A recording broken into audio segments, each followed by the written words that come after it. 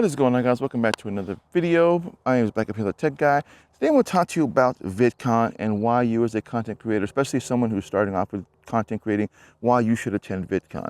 So VidCon is happening right now. It actually starts every year, except for I think back in 2020, might have been 2023, no, 2023 it was actually in July. But other than that, every other year it usually starts around the middle of June. So from the 19th to like the 23rd. So this year is no exception.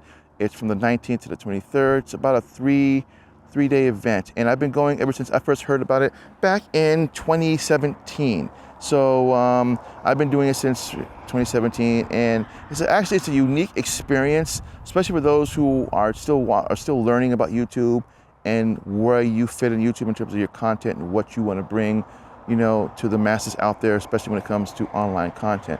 Now, it's held every year in Anaheim, California at the Anaheim Convention Center, which is really close to Newport and all of that.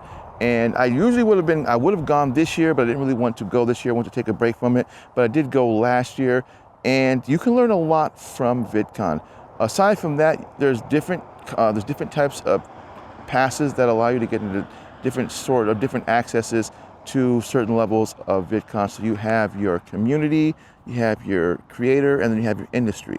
And what the community track is, or basically the community pass, what that is that's basically just kind of getting your foot in the door. You're not really sure what VidCon is, but you heard a lot about it, so you want to see what it's all about. It allows you to kind of get in, and you're just basically at the exhibition floor. So you get all the booths and the food truck and all of that, and that's basically just what it is. You also do a lot of meet and greets, which any of the passes let you do that, but you get to do the meet and greets. So if there's a favorite content creator there that you want to meet, what this convention does is it allows you to do that with meet and greets, and you can sign up, and there's like lotteries, and you can get pictures and autographs with your favorite content creator depending on who the content creator is and what they allow you to do.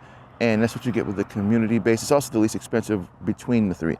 The next one is the one that I use, which is the creator badge. And with the creator badge, it allows you to go up to the second level of the convention center, and this is where you get your panels. This is where you learn different things about YouTube, how to be consistent on YouTube, how to create content that's not dull and boring, how to learn how to talk into a camera, how to learn how to work your camera, learn how to be more effective on your camera, how to branch out more with your camera. And it's a really cool experience. This is, like I said, this is the one that I go to all the time. They usually also, every once in a while, they will have workshops where you can collab with other content creators, and you can kind of just get to know the content creators, what they do, if they have the same niche as what you do, they do the same thing as you do. You need to meet a lot of other really cool content creators. So one in particular, and I wish I had gone to this particular panel, but I didn't, there was a year, I'm not sure if it was 2018 or 2019, Casey Neistat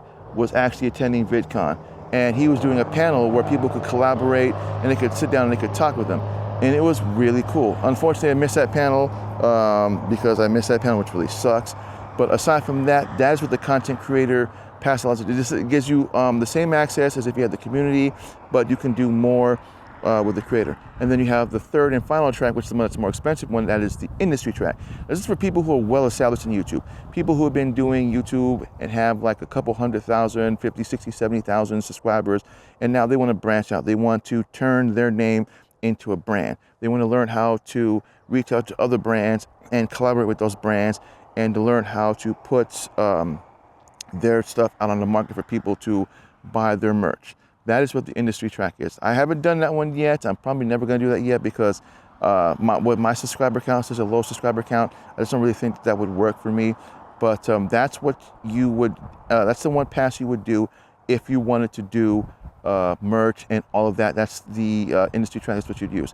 Now, if you've never been to California, it's pretty fun. It's also conveniently right next to Disneyland. So if you want to take a break from the convention, you can walk right across to Disneyland. I did do this last year, but it was later on at night, which was, I'd never been to Disneyland, so I went. I made a video on why I didn't like it. My experience wasn't as good as everyone else's, but I'll leave that as it is. But otherwise, you can learn a lot from that. You can meet a lot of other different creators, people who do the same content as you. And sometimes, every once in a while, you'll run into like a special guest that you didn't even know was going to be on there or was even going to attend there. And they just show up and you're just like, oh my God, this creator's here. And you'll know generally because there'll be bunches of people flocking to a specific section of the convention, and that's where they're going to. Otherwise, like I said, I've been going ever since 2017, and then COVID hit, and then after that, they started back up, I think, in 2022, but I didn't go in 2023. Then I went last year, taking a break this year. I might go back next year. I don't know. I've been watching a lot of the videos of people posting stuff on it. It's fun. It is. It does get very kind of hectic, but it's a little bit different from what I remember last year when I went. But there are tons of things that you can do in the area. I went to Newport Beach. I did a lot of vlogging down there. So you can kind of do a lot of things while taking a break from the convention. But they got tons of food trucks there. They have lots of little things that you can do, especially if you are wanting to just figure out what you want to do with YouTube. But there are a lot of things that you can do this. And like I said, I've been going every year except for this year. And it's something I would highly recommend you just try once, especially if you aren't really sure if you want to do like the creators track or even the industry track. But if you are looking at wanting to do YouTube, but you want to learn how to create a channel in terms of growing it, how you can improve your skills on YouTube, and how you can reach out and not get stuck in these kind of ruts when it comes to YouTube, I would recommend going to VidCon. It does give you a really cool perspective, and you get a lot of good input from a lot of panelists and people who are well established in YouTube, and people who have thousands of subscribers and people who have millions of subscribers that can show you, this is what I did, this is how I grew. You're going to go through the same thing. It takes time, because when it comes to YouTube, it's not one of those things where you just basically say, oh, well, YouTube's easy, I can do this and I'll get tons of subscribers and all that. That's not as simple as that. I subscribe to a lot of Facebook pages where people who are starting off YouTube always are saying, I'm stuck at 1,000 subscribers, or I'm stuck at 600 subscribers. I don't know why. What am I doing wrong? The algorithm doesn't like me. The algorithm is this.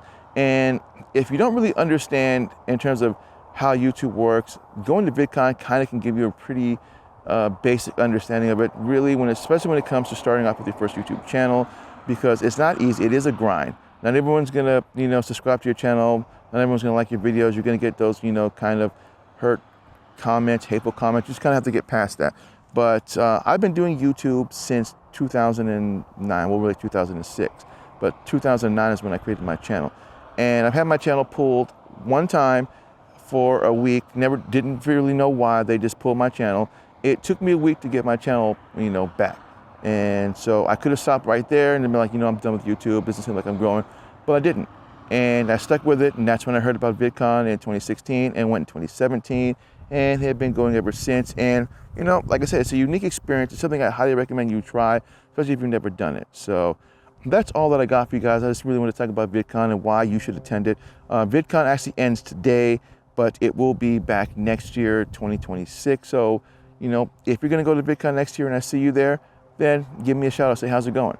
Otherwise, that's all that I got. I want to thank everybody for watching. Again, if you're new to my channel, my name is Black Appealer Tech Guy. I want to thank everybody for watching, and I will see you guys in the next video. Enjoy your weekend. Enjoy your summer.